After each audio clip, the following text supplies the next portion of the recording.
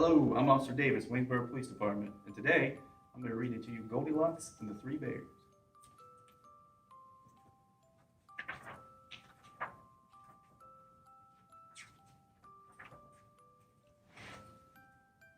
Once upon a time, there were three bears who lived together in a house of their own in a wood. One of them was a little small wee bear, and one was a middle-sized bear, and the other was a great huge bear. They each had a bowl for their porridge, a little bowl for the little small wee bear, a middle-sized bowl for the middle-sized bear, and a great huge bowl for the great huge bear. And they each had a chair to sit in, a little chair for the little small wee bear, a middle-sized chair for the middle-sized bear, and a great huge chair for the great huge bear.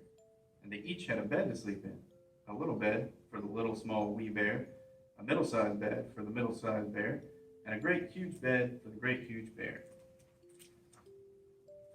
One day, after they made their porridge for breakfast and poured it into their porridge bowls, they walked out into the woods while the porridge was cooling. And while they were walking, a little girl named Goldilocks came to their house. First, she looked in at the window, then she peeped in at the keyhole, and seeing no one was at home, she lifted the latch. The door opened before her, and in she went. How pleased Goldilocks was when she saw the steaming porridge on the table. The sweet smell of the porridge with roasted nuts, honey, and berries filled the room. It was so tempting that Goldilocks set about helping herself. First, she tasted the porridge of the great huge bear, but it was too hot. Then she tasted the porridge of the middle-sized bear, but it was too cold.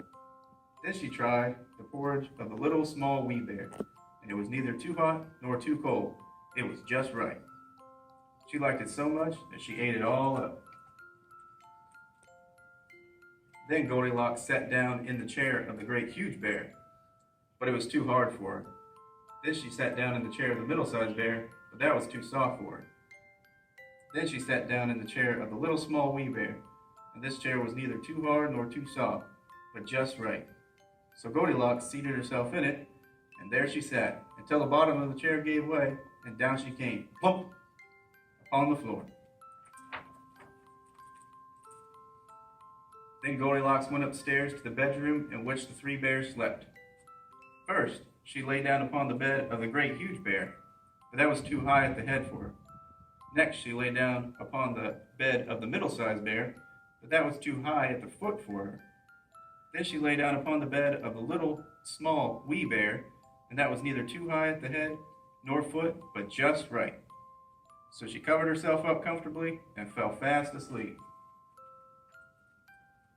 But this time, the three bears thought their porridge would be cool enough. I think I went on too far. My apologies.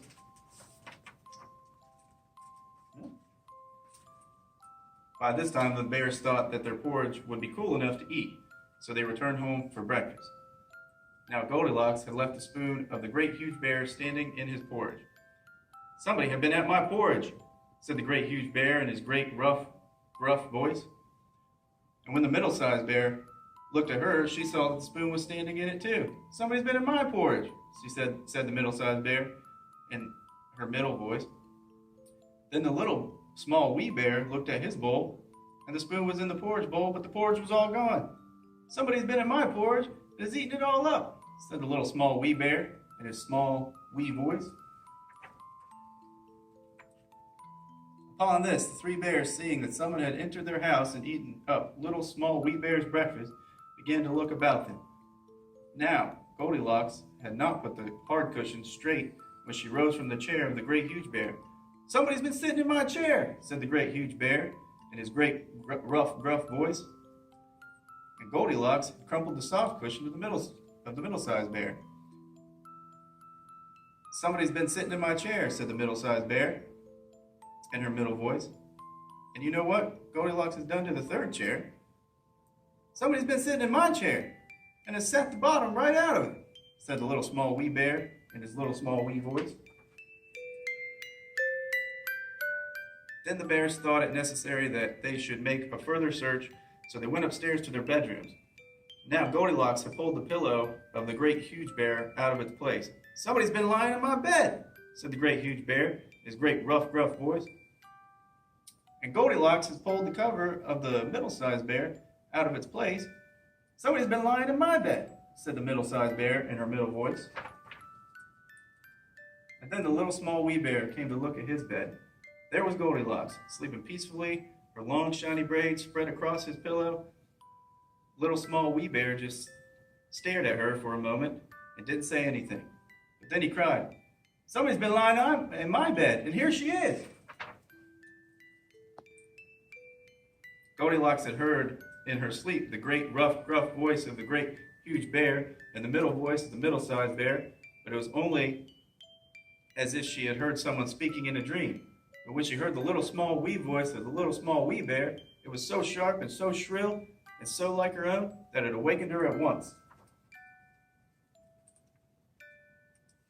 Up she started, and when she saw the three bears on one side of the bed, she tumbled herself off the other and ran to the window. Out Goldilocks jumped and ran away as fast as she could run, not looking behind her until she was very far away. And what happened to Goldilocks afterwards, no one can tell, but the three bears never saw anything more of her. And that's it. Goldilocks and the three bears.